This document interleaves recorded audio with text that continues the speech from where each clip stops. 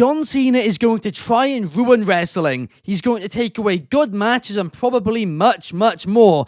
And this is massively high risk, but also potentially high reward. I'm Ben Allison, you're watching Allison Analysis, and here are my top 5 key findings from WrestleMania 41 Night 2. In at number 5, Dominic Mysterio is finally getting the push that he is putting the work to deserve. He has always been the lackey in the Judgment Day, the background character, the guy behind Damian Priest and then Finn Balor. And he has been in the shadows, he has been learning, and he has improved his promo skills so much. He has improved his in-ring work a lot as well. And now it is time for the student to become the master. The Judgment Day really has helped him so much. When he first joined them, he was a massively green babyface with next to no character. But you heard that reaction last night when he won the Intercontinental Championship.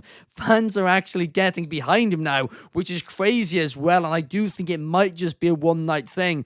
But genuinely, the future looks really bright for Dominic Mysterio. He is now ready to be pushed into that upper mid-card scene, maybe lower main event scene during some B-level pay-per-views as well. And I do think his potential now is more clear than ever before, and it's looking very promising. And undoubtedly, these cracks in the Judgment Day are now getting bigger. Finn Balor couldn't believe it. I mean, Dom just ignored Finn Balor when he won the title as well. Balor was just ringside, just going like that. He had no idea what was going on. So I am excited for Raw tonight to see what happens. And I really did absolutely love that Fatal 4-Way last night. That part was pretty much perfect to me. In at number 4, Io Sky versus Rhea Ripley versus Bianca Belair was my match of the weekend. From a storyline perspective, there is an argument that could be made that the Night 1 main event was better, and I can understand that. But from a purely in-ring perspective, this match blew that one out of the water. And listen, at the end of the day,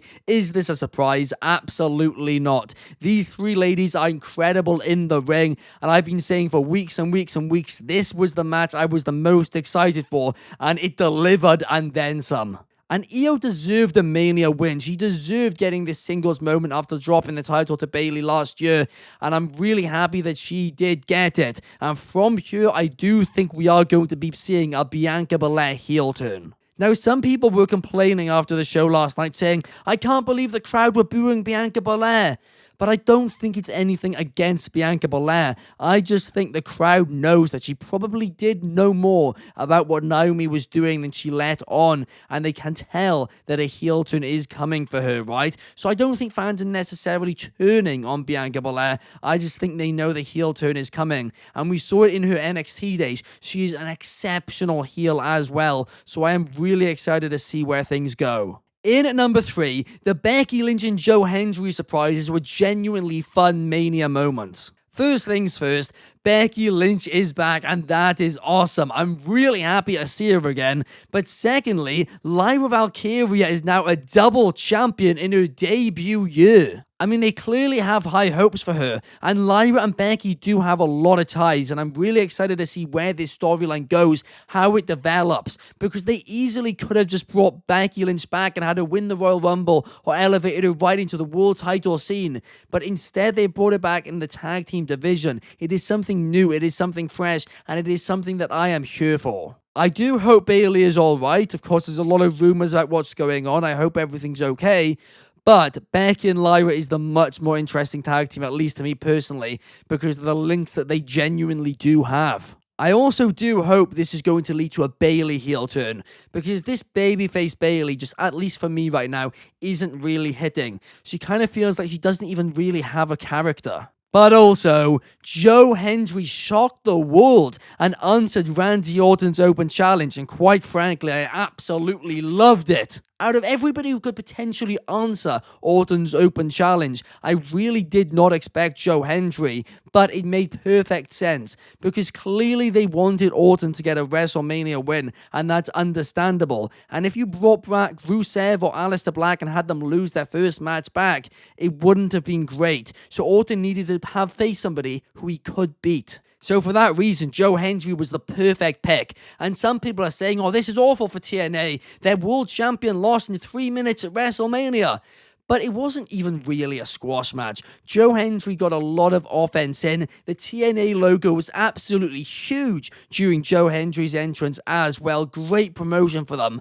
And this isn't The Miz. This isn't some mid-carder. This is Randy Orton who beat him with an RKO out of nowhere. And after the match, Randy Orton showed him respect, albeit then he RKO'd him. But still, so listen, I think this is great for TNA. Not a negative at all, and it has raised Joe Hendry's stock once again. Now, before we get into those top 2 key findings, if you guys could leave a like, subscribe, and a comment on this video, letting me know your thoughts on last night's WrestleMania Night 2, I would absolutely love it. Here at Wrestling Republic, we have a live daily stream every single day, 8 p.m. UK, 5 p.m.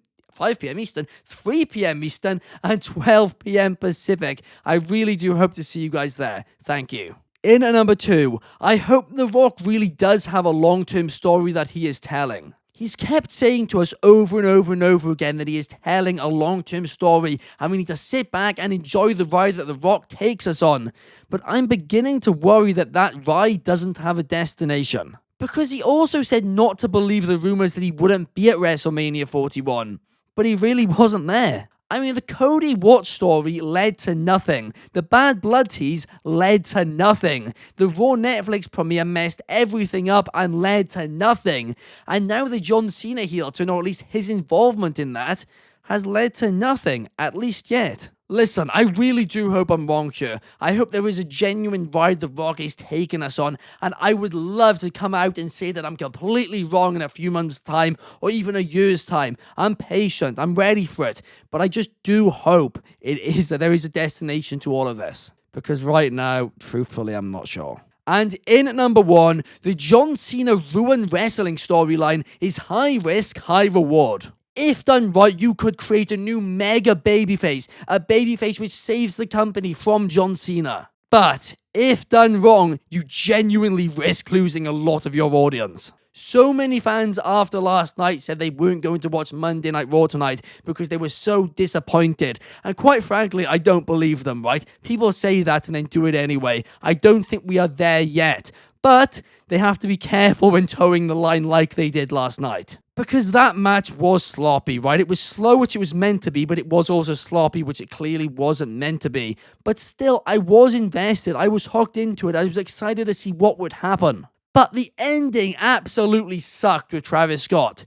But again, it was meant to. He is ruining wrestling. I understand why they did it. And it wasn't the worst Mania main event of all time. Some people are saying that, and come on, Reigns versus Taker less than 10 years ago was a lot worse, right?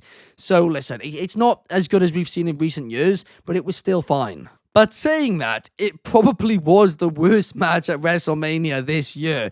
It was. The sloppiness. John Cena was showing his age a little bit as well, unfortunately. And hopefully, as he has more matches on this tour, he'll kind of, shake off that ring rust a little bit more. But they need to be careful with these finishes like the Travis Scott one, because again, it's high risk, high reward. As of now, personally, I'm still excited to see where this story goes. I'm still invested, right? Yes, I was disappointed last night, but I'm still invested. But if it's the same thing every pay-per-view, disappointment after disappointment, rubbish match after rubbish match, screwy finish after screwy finish, then who knows, in a few months, we might be in the same position as AEW are in with the Death Rider story. But overall, I absolutely love Night 2 of WrestleMania. It was a blast. Blew Night 1 out of the water until the main event, which is ironic, as Night 1 wasn't as good until the main event, right? If you rotated them, you would have had a Show of the Year contender, easy. But I understand why they did it, right? And I do think it makes sense across both days. I will say, once again, it can take my money. I did prefer it overall to Night 1, but the finish just wasn't good enough for it to be a banger of a broadcast. But still, I did enjoy it. But I complain it when Will Ospreay no-sells the Styles Clash. The Logan Paul and AJ Styles no-sell Styles Clash into no-sell Styles Clash. I can't even say it. It's a tongue twister. Absolutely sucked. That was the other part of the night which I did hate, but it was fun. I enjoyed it. What did you guys think of the show? Let me know in the comments down below, and I hope to see you guys in the next video. Peace.